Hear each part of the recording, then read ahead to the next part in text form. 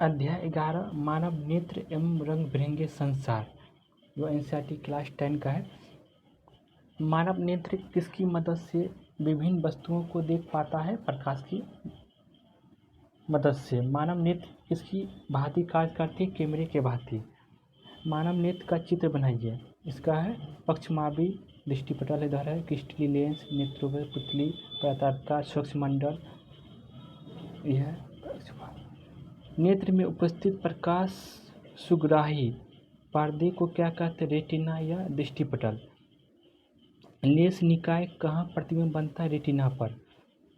नेत्र के सबसे बाहरी या पतली झिल्ली पाया जाता है, उसे क्या कहते हैं? कॉर्निया या सूक्ष्ममंडल। नेत्र में प्रवेश करने वाली प्रकाश किरण की अधिकांश अपवर्तन कहाँ से होता है? कॉर्निया या बाहरी पृष्ठ पर से। नेत्र गोलक का व्यास लगभग कितना होता है? 2.3 सेंटीमीटर।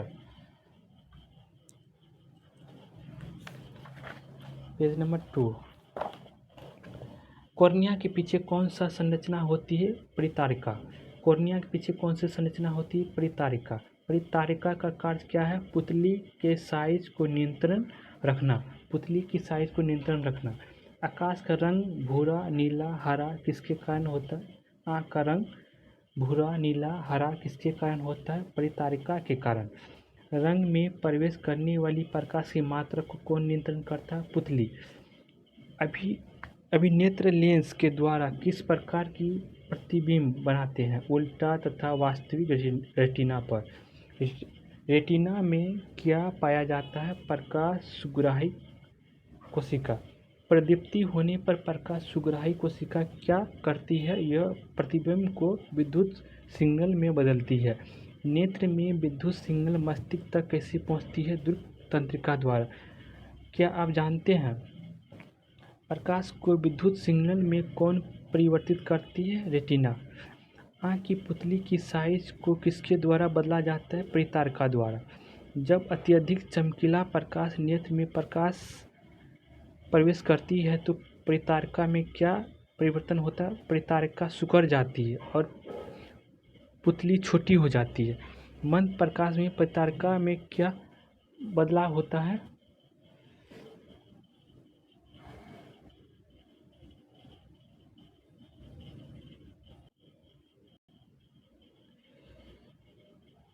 मंद प्रकाश में परितारिका का क्या बदलाव होता है? पत्रिका फैलती है तथा पुतली बड़ा हो जाती है। इससे ज़्यादा प्रकाश आँख में प्रवेश करती है। इससे आँखों में पुतली किस प्रकार कार्य करती है?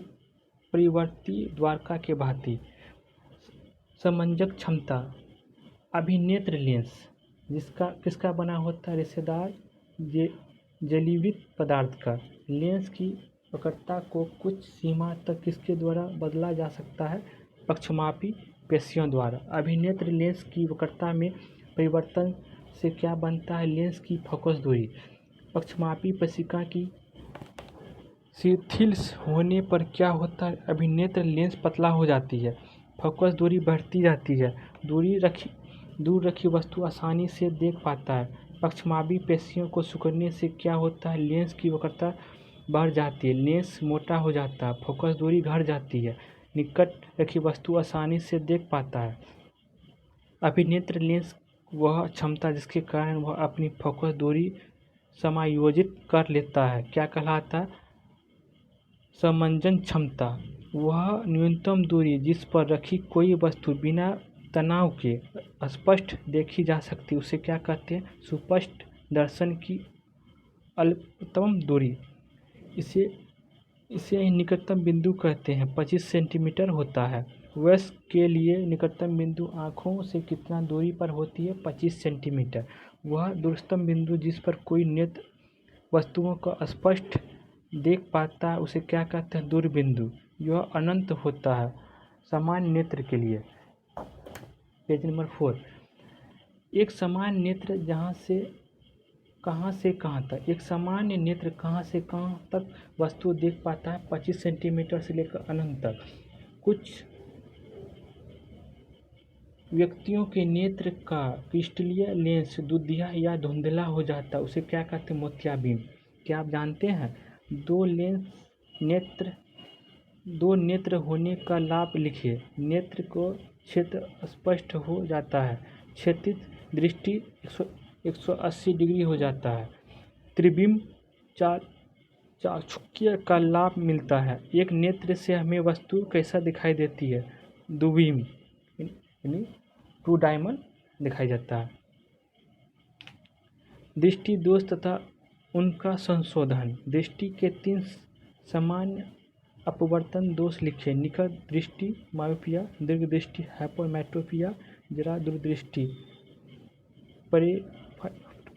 निकट दृष्टि दोष। निकट दृष्टि दोष में क्या होता है? निकट की वस्तु स्पष्ट दिखाई देती है, दूर की वस्तु स्पष्ट दिखाई नहीं देती है। यह दोष कब होता? अभिनेत्र लेंस की वक्रता त्रिज्या अत्यधिक होना, नेत्र गोलाकार का लंबा होना। निकट दृष्टि दोष में क्या परिवर्तन उत्पन्न होता है? व्यक्ति की दूर दृष्टि दोष अनंत पर न होकर पास आ जाता है। निकट दृष्टि दोष की प्रतिबिंब कहाँ बनता है? दृष्टिपटल के सामने। निकट दृष्टि की दोष को कैसा संशोधित किया जाता है? उपयोग क्षमता का अवतल लेंस द्वारा। यही है फिगर है निकट दृष्टि दोष की नेत्र की बिंदु का, जो कि इनका देखिए पहले इनका बन रहा है। उनके बाद दीर्घ दृष्टि दोष। दीर्घ दृष्टि दोष में क्या होता है? दूर की वस्तु स्पष्ट दिखाई देती है, निकट की वस्तु स्पष्ट नहीं दिखाई देती है। इनमें नेत्र में क्या दोष उत्पन्न होती है? निकट दृष्टि दोष समान निकट दूरी से दूर हट जाता है। क्या दो दृष्टि दोष वाले व्यक्ति पाठन सामग्री आसानी से कर पाते? नहीं, पाठन सामग्री को 25 सेंटीमीटर से दूर रखना पड़ता है। इस दोष को उत्पन्न होने के कारण लिखिए। अभिनेत्र लेंस की फोकस दूरी का बढ़ जाना। फोकस दूरी का बढ़ जाना। नेत्र गोलक का छोटा हो जाना। इस दोष को कैसा दूर किया जा सकता है? उपयुक्त क्षमता के अभिसारी लेंस। अभिसारी लेंस मतलब उत्तल लेंस।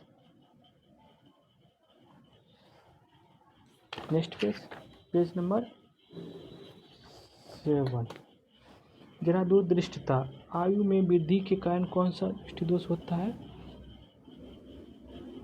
उत्पन्न होता है जरा दृष्टि दोष। जरा दृष्टि दोष में क्या होता है? निकट बिंदु दूर हट जाता है, पास रखी वस्तु स्पष्ट नहीं दिख पाता। जरा दृष्टि दोष के कारण को लिखिए। पक्षमावी पेशियों का दुर्लभ होना, क्रिस्टलीय लेंस का लचीलापन में कमी आना। जिस व्यक्ति को निकट दृष्टि दूर दृष्टि दोष हो जाता है वह लेंस कौन सा लेंस उपयोग करता है? द्विफोकसी लेंस। द्विफोकसी लेंस क्या होता है? अवतल तथा उत्तल दोनों का। ऊपरी अवतल होता है और निचली उत्तल होता है। ऊपरी अवतल लेंस दूरी की वस्तु को देखने के लिए, नीचा ऊपर अवतल लेंस दूर की वस्तु को देखने के लिए, उत्तल लेंस पास की वस्तु को देखने के लिए। आजकल स्पर्शन लेंस, कॉन्टैक्ट लेंस अथवा शल्क हस्तक्षेप द्वारा दोषों का संशोधन संभव है। प्रिज्म से प्रकाश का अपवर्तन। समांतर अपवर्तन पृष्ठ जैसा कांच जैसा स्लेब में आपतित किरण तथा अपवर्तित किरण में क्या संबंध है? दोनों समांतर होते हैं।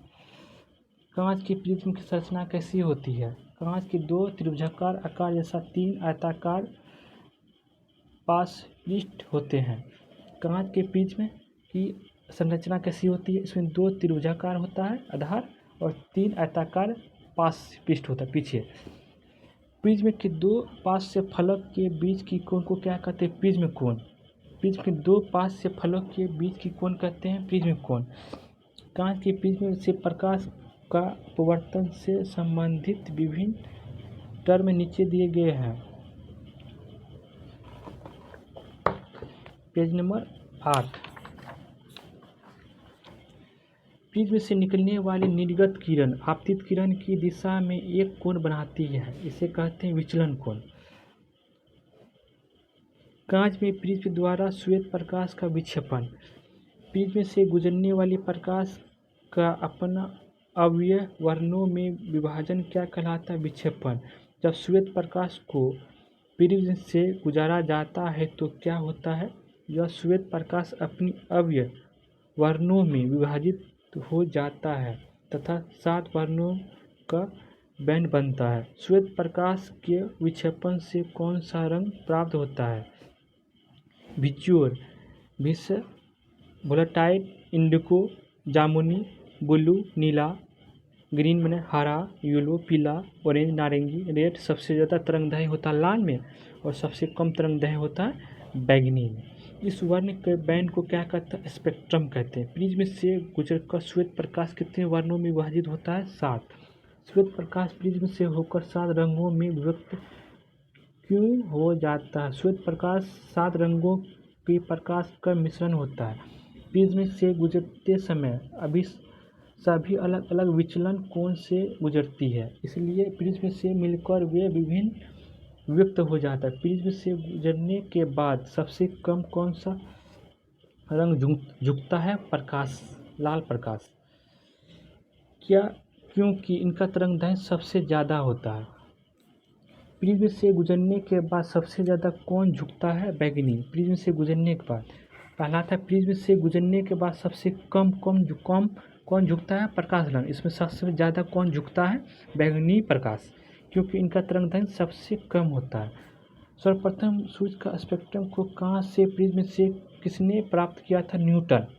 जब 2 प्रिज्म से सीधा तथा उल्टा पुनर्योजन करके श्वेत प्रकाश गुजारा गया तो परिणाम क्या निकला? श्वेत प्रकाश ही प्राप्त हुआ, जो चित्र में दिखाया गया है। जिसके प्रिज्म से पता चलता है कि सूर्य की प्रकाश 7 रंगों का मिश्रण होता है। न्यूटन। इंद्रधनुष क्या है? आकाश में जल के सूक्ष्म कणों में दिखाई देने वाला प्राकृतिक स्पेक्ट्रम। Page number 10। इंद्रधनुष कहाँ बनता है? सदैव सूर्य के विपरीत दिशा में। जल की सूक्ष्म बिंदु जिसके भांति कार्य करती है सूक्ष्म प्रिज्म के भांति इंद्रधनुष में बनने की प्रक्रिया को लिखे। प्रकाश का अपवर्तित, दूसरा वर्ण विक्षेपण, तीसरा आंतरिक परावर्तन, चौथा पुनः अपवर्तन। इंद्रधनुष बनने की प्रक्रिया क्या है? प्रकाश का अपवर्तन, वर्ण विक्षेपण, अंतरिक्ष परावर्तन, उनके बाद पुनः अपवर्तन। वायुमंडल परिवर्तन। गर्म वायु कैसी होती है? हल्का, कम घनन, सब इसका अपवर्तनांक कम होता है। ठंडी वायु कैसी होती है? संघनन, इनका अपवर्तनांक ज़्यादा होता है। गर्म वायु से देखने पर वस्तु कैसे क्यों झिलमिलाती है? वस्तु की आभासी स्थिति को परावर्तन होने के कारण वायुमंडल अपवर्तनांक होता है, इसी कारण झिलमिलाहट दिखती है। तारों क्यों टिमटिमाते हैं? वायु के अपवर्तन के कारण। तारों से आता हुआ प्रकाश वायुमंडल अपवर्तनांक के पश्चात किस ओर मुड़ता है? अभिलंब की ओर। किस ओर मुड़ता है? अभिलंब की ओर। तारों की आभासी स्थिति किसकी वास्तविक स्थिति से भिन्न क्यों होती है? थोड़ा ऊंचाई पर। वायुमंडलीय अपवर्तनांक के कारण तारों का प्रकाश अभिलंब की ओर झुक जाती है। वायुमंडलीय अपवर्तनांक के कारण तारों का प्रकाश अभिलंब की ओर झुक जाती है। क्षितिज के निकट से देखने पर कोई तारा अपनी वास्तविक स्थिति से कहाँ प्रतीत होता है? थोड़ा ऊंचाई पर। तारों प्रकाश की कैसी स्रोत है? बिंदु स्रोत। तारों क्यों टिमटिमाती है? तारों से आने वाली किरणों का पथ थोड़ा थोड़ा परिवर्तित होती रहता है अथवा तारों की आभासी स्थिति विचलित होती रहती है, जिसके कारण कोई तारा कभी चमकती तो कभी धुंधला प्रतीत होता है। यही टिमटिमाता वह प्रभाव उत्पन्न करता है। क्या ग्रह टिमटिमाती है? नहीं। ग्रह को प्रकाश का कैसा स्रोत मानते हैं? बिंदु स्रोत का संग्रह, विस्तृत स्रोत। ग्रह क्यों टिमटिमाती है? ग्रह बिंदु स्रोत का संग्रह है। सभी बिंदु साइज की प्रकाश स्रोत से हमारे नेत्र में प्रवेश करने वाले प्रकाश की मात्रा का कुल परिवर्तन को औसत मान 0 होगा। इसी कारण टिमटिमाहट का प्रभाव निष्प्रभाव हो जाता है। अभिग्रह सूर्योदय तथा विलंबन सूर्य अस्त। वास्तविक सूर्य अस्त तथा आभासी सूर्य अस्त के बीच समय का कितना अंतर होता है? 2 मिनट का। वास्तविक सूर्य में 2 मिनट पूर्व सूर्योदय क्यों होता है? वायुमंडल अपवर्तनांक के कारण। Page number 12।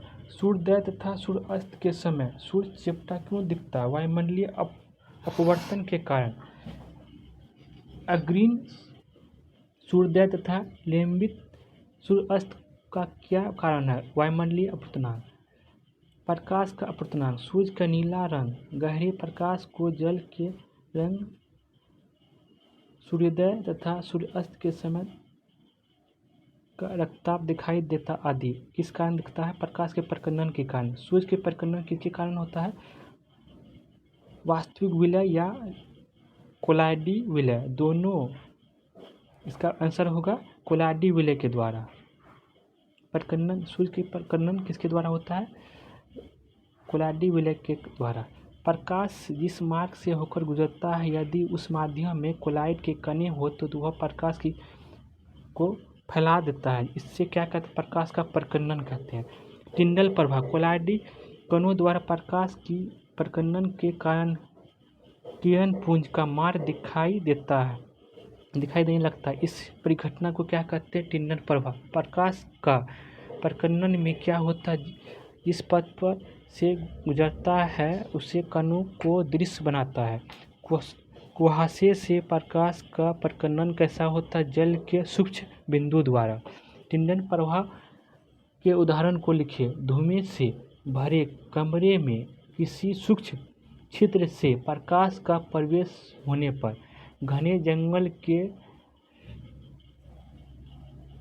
वितान से सूर्य के प्रकाश से गुजरने से, कोलाइडी विलय से प्रकाश को गुजारने से। प्रकर्णन। प्रकाश का वर्णन किस पर निर्भर करता है? प्रकर्णन करने वाले कणों के साइज पर। अत्यधिक सूक्ष्म कण मुख्य रूप से किसकी प्रकर्णन करता है? नीले प्रकाश का, जिसका तरंगदैर्घ्य कम होता है। बड़े साइज के कण जिसका प्रकर्णन करता है अत्यधिक तरंगदैर्घ्य वाले प्रकाश का। यदि प्रकर्णन करने वाले कणों का साइज बड़ा अधिक हो तो प्रकर्णन प्रकाश कैसा प्रतीत होता है? श्वेत। यदि प्रकर्णन करने वाले कणों का साइज बहुत अधिक हो तो प्रकर्णन प्रकाश कैसा प्रतीत होता है? श्वेत। Page number 14। स्वच्छ आकाश का रंग नीला क्यों होता है? स्वच्छ आकाश का रंग नीला क्यों होता है? वायुमंडल में वायु के कण अथवा अन्य सूक्ष्म कणों दृश्य प्रकाश के किन वर्णों के प्रतीत होता है? नीला वर्णों के कम तरंगदैर्घ्य के प्रकाश को। लाल वर्ण के प्रकाश की तरंगदैर्घ्य नीला प्रकाश की अपेक्षा लगभग कितना गुना बड़ा होता है? लाल वर्ण 1.8 गुना बड़ा। लाल वर्ण के प्रकाश की तरंगदैर्घ्य नीला प्रकाश की अपेक्षा कितना गुना बड़ा होता है? 1.8 गुना बड़ा। जब सूर्य का प्रकाश वायुमंडल से गुजरता है तो वायुमंडल के कण किस वर्ण का अधिक प्रबलता से प्रकर्णन करते हैं? लाल रंग की अपेक्षा नीले रंग छोटा तरंगदैर्घ्य को। वायुमंडल के वर्णों से परिवर्तित होकर कौन सा प्रकाश हमेशा नेत्रों में प्रवेश करता है? नीला, कम तरंगदैर्घ्य वाला। स्वच्छ आकाश का रंग नीला क्यों होता है? वायुमंडल कणों प्रकर्णन होकर नीला वर्ण हमारे आँखों में प्रवेश करता है। यदि पृथ्वी पर वायुमंडल नहीं हो तब क्या होगा? वायुमंडल काला प्रतीत होगा क्योंकि कोई प्रकर्णन नहीं होता। अत्यधिक ऊंचाई पर उड़ते हुए यात्रियों के आकाश का रंग कैसा प्रतीत होता है? काला, क्योंकि इनकी ऊंचाई पर प्रकर्णन सुस्पष्ट नहीं होता। खतरे का संकेत सिग्नल का प्रकाश लाल क्यों होता? लाल रंग का तरंगदैर्घ्य सबसे ज़्यादा होता, जिसके कारण लाल रंग का कुहासे या धुएं से सबसे कम प्रकर्णन होता है। सूर्य तथा सूर्यास्त के समय का सूर्य का रंग। सूर्योदय तथा सूर्यास्त के समय का सूर्य तथा उसके आसपास का रंग कैसा होता है? रक्ताभ। दोपहर के समय सूर्य कैसा होता है? प्रतीत होता है श्वेत। दोपहर के समय सूर्य श्वेत क्यों दिखता है? क्योंकि उस समय सूर्य की प्रकाश कम दूरी तय करती है। साथ ही नीले तथा बैंगनी वर्ण का बहुत छोटा भाग ही प्रकर्णन होता है। सूर्य तथा सूर्यास्त के समय सूर्य का रंग रक्ताभ क्यों दिखाई देता है? क्षितिज के समीप सूर्य की आने वाली प्रकाश को ज़्यादा दूरी तय करना पड़ता है। प्रकाश का आँखों तक पहुँचने के क्रम में सूर्यमंडल के कणों के द्वारा नीला तथा कम तरंगदैर्घ्य के प्रकाश का प्रकीर्णन बहुत ज़्यादा होता है। हमारी आँखों तक अधिक तरंगदैर्घ्य लाल वर्ण लाल प्रकाश पहुँचता है, इसलिए इसी कारण सूर्य रक्ताभ प्रतीत होता है। सूर्योदय तथा सूर्यास्त के समय सूर्य रक्ताभ क्यों प्रतीत होता है? प्रकाश के प्रकीर्णन के कारण। यह सूर्य का चित्र है, सूर्य के समय का है। यह है चैप्टर समाप्त। Thank you.